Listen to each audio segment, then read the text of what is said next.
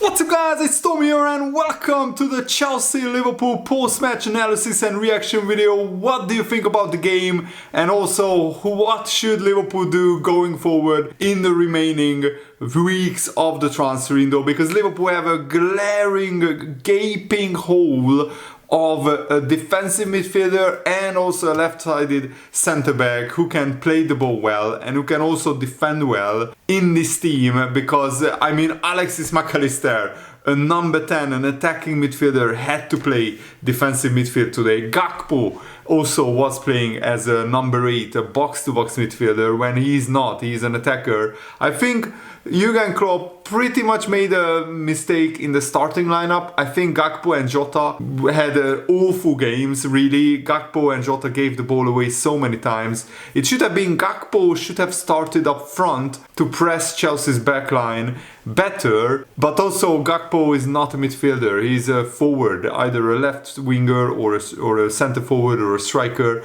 So Curtis Jones should have been the left-sided midfielder. McAllister and Szoboszlai in the middle and on the right side were fine, because Robertson had so many situations 2-on-1 against Raheem Sterling and Reece James, where Robertson was constantly outplayed by those two players, because Gakpo didn't come back to defend and to help Robertson really. The right side was completely different, because Szoboszlai, who had a brilliant game, I think Szoboszlai was one of Liverpool's best players, and I'm not just saying that because I'm Hungarian just like him, but he tracked back brilliantly, and his counter-pressing, his high energy work rate is fantastic.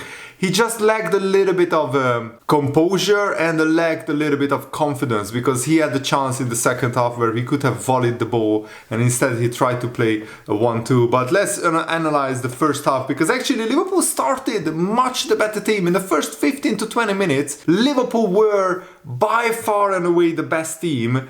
But for the rest of the game, for the last 70 minutes, Chelsea were the better team. So you could argue Chelsea's maybe were slightly better overall. A draw, I think, is a fair result. The referee, again, had an absolute shocker. He made so many mistakes for both teams, but mainly for Liverpool. But Liverpool scored a brilliant goal. Mo Salah slips in Luis Diaz after a fantastic over-the-top through ball by Alexis McAllister, who, attacking-wise, he was brilliant. He just lacks the physicality to play a defensive midfielder.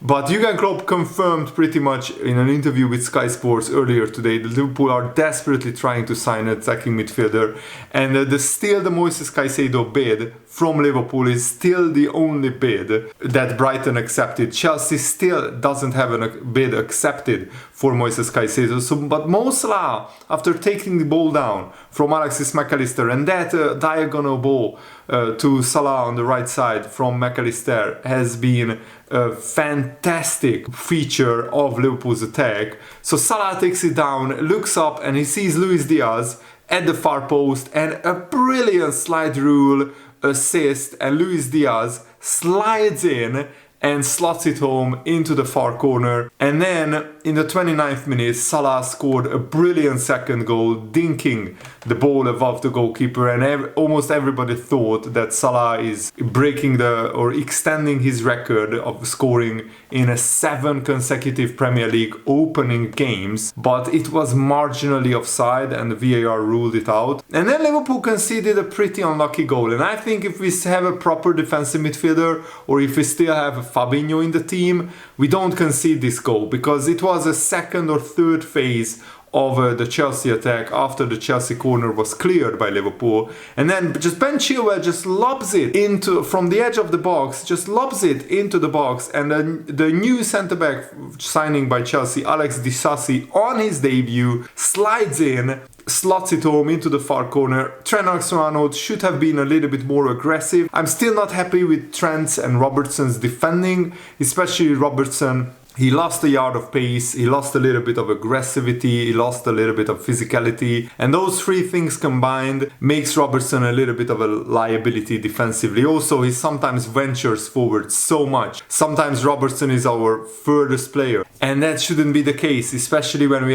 don't have a defensive midfielder. And then Chelsea, after equalizing through a pretty lucky goal, it was pretty unlucky by Liverpool, from Liverpool's point of view. But then just 1 minute later, Ben Chilwell scores again, rounding Alisson. Thankfully, he was like half a yard offside ahead of Trent Alexander-Arnold. So two teams, both of them have had goals disallowed. But then, whatever happened in the second half, until Jurgen Klopp made the tactical substitutions, it was all Chelsea. Honestly, Liverpool couldn't keep the ball. Up until like the 70th or 75th minute, it was 76% possession for Chelsea and only 24% possession for Liverpool in the second half up until the 70th minute, which is absolutely disgracefully bad. Liverpool couldn't keep the ball, nor for love, nor for money. It was absolutely atrocious how many times we gave the ball away. But then Jones came on for Gakpo and Darwin Núñez came on for Jota, and I don't think Darwin Núñez, it suits him these games.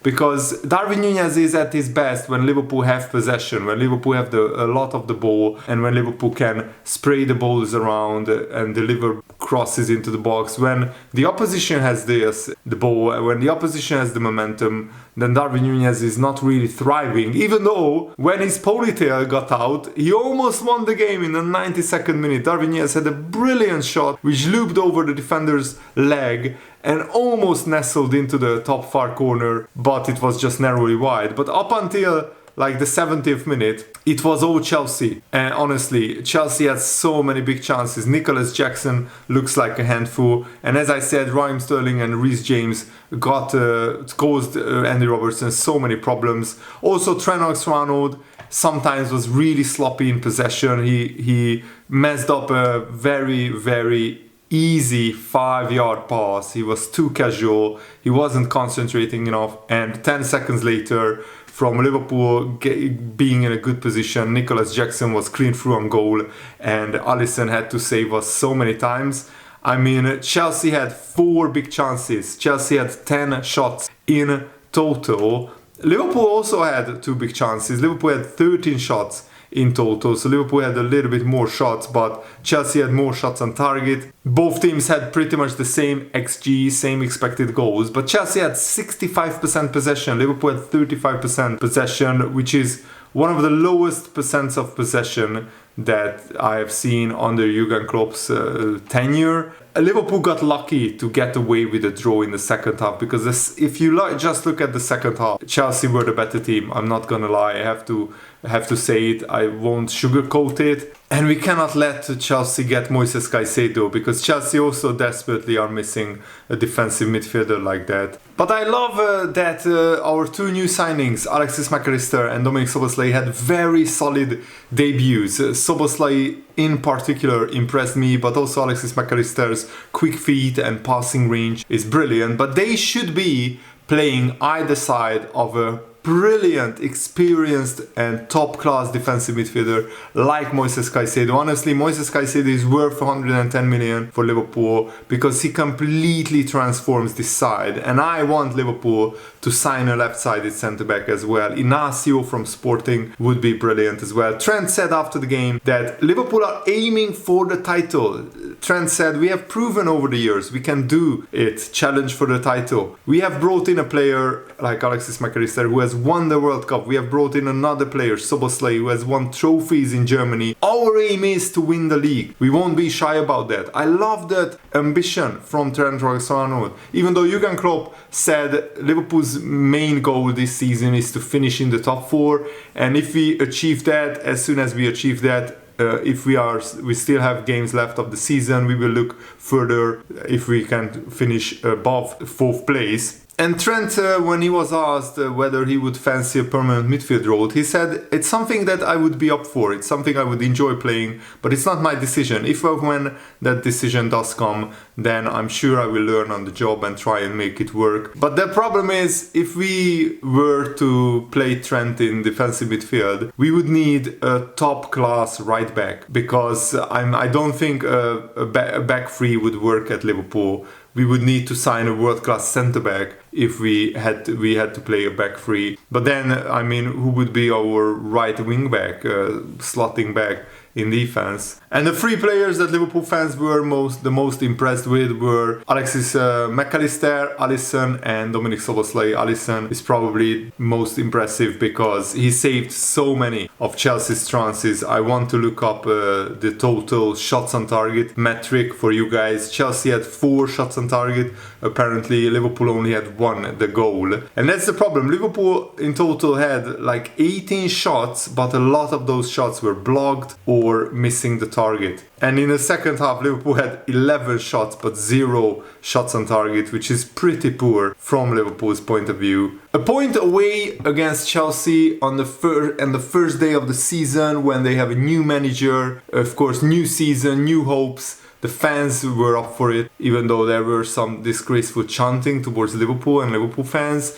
I have to point that out. Away at Chelsea, start with a draw. It's not the worst thing, even though this Chelsea team, I think, on paper was worse or weaker than Liverpool, but because with Liverpool we don't have a defensive midfielder, we don't have a left-sided centre-back, those are the 2 gaping holes. We couldn't really adapt our game when Chelsea offered us a lot of threat. And the biggest problem, I think, apart from not having a defensive midfielder, is if either Konate or Van Dijk, if any of them get injured, then Liverpool will be finished. We will concede so many goals because Van Dijk was absolutely imperious today, and Konate also saved us from so many goals. Joe Gomez and Joao Matip are not good enough. They are nowhere near the level of Konate or Van Dijk. And without a defensive midfielder protecting the defense, I mean, the defenders have to work twice as hard. And also the referees with these inconsistent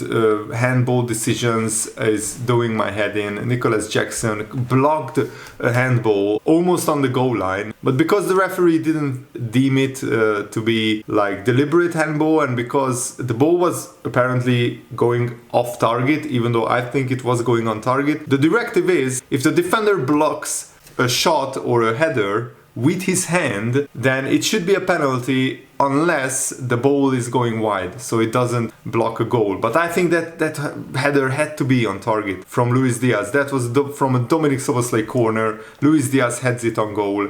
Nicholas Jackson blocks it with his hand. I think it was a clear penalty, but that's just my opinion. And also, some Liverpool players, I mean, McAllister playing as a defensive midfielder, that's not his position. Gakpo playing as a midfielder, that's not his position. Liverpool are trying to fit square pegs into round holes. We absolutely have to sign a defensive midfielder and a centre-back who is better than both Matip and Joe Gomez. And yes, if you just take the circumstances into account, this is a good point for Liverpool. But if Liverpool want to win the title, like Trent Alexander-Arnold is saying, this is a bad point, because Chelsea will host Man City later in the season, and Man City will probably wipe the floor with Chelsea, because this Chelsea team is so not on the level of Man City. And I have to be honest, right now Liverpool are not on the level of Man City either. Nobody is really on the level of Man City. But with a defensive midfielder and a left-sided centre-back